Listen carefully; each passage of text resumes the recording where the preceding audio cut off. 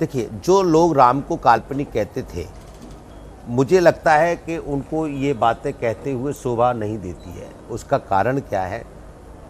राम कोई व्यक्ति विशेष नहीं है।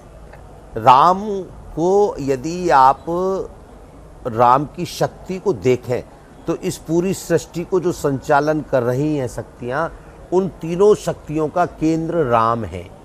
उन तीनों शक्तियों का केंद्र राम है। जैसे इस सृष्टि को जो संचालन कर रहे हैं वो सूर्य नारायण हैं। सूर्य नारायण जब निकलते हैं, अपनी ऊर्जा, अपना तेज सबको देते हैं, तब व्यक्ति को अपने अस्तित्व का और अपने व्यक्तित्व का आभास होने लगता है। तो इसका मतलब सूर्य सबके हैं। सूर्य पे कोई तर्क नहीं करता, कोई कमेंट नहीं करता, क्योंकि सूर्य से प्रकाश मिलता है। जब सूर्य सबके हैं तो सूर्य को हम लोग कहते हैं रवि। सूर्य का नाम क्या है? रवि। रवि का पहला अक्षर रे, आप ध्यान रखें, रवि का पहला अक्षर रे।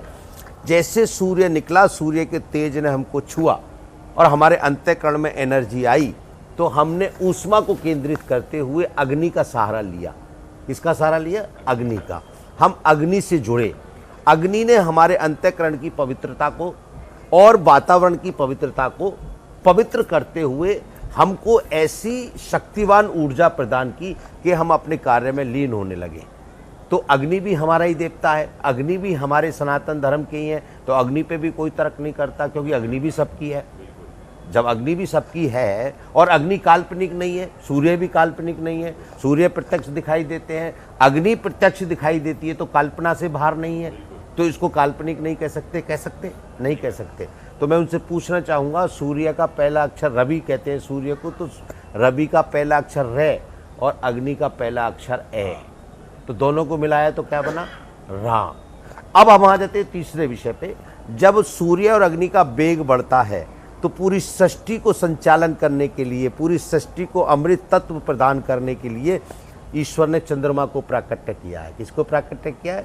चंद्रमा को। जब चंद्रमा निकलते हैं तो शीतलता देते हैं, चंद्रमा निकलते हैं तो अमृत देते हैं, चंद्रमा निकलते हैं तो हमको रिलैक्स देते हैं, आराम की भाव हमारे मन में आता है, संतान उत्पत्ति का भाव हमारे मन में आता है, सृष्टि की उत्पत्ति का भाव हमारे मन में आता है, सृष्टि का संचालन करने में सहयोग करने का भाव हमारे मन में आता है।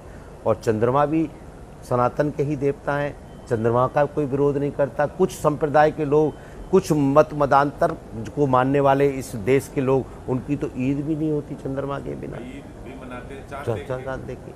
तो चंद्रमा भी हमारे, उनका भी कोई तर्क नहीं करता। और चंद्रमा को संस्कृत में कहते हैं माम। क्या कहते हैं? माम। माम का पहला अक्षर मैं।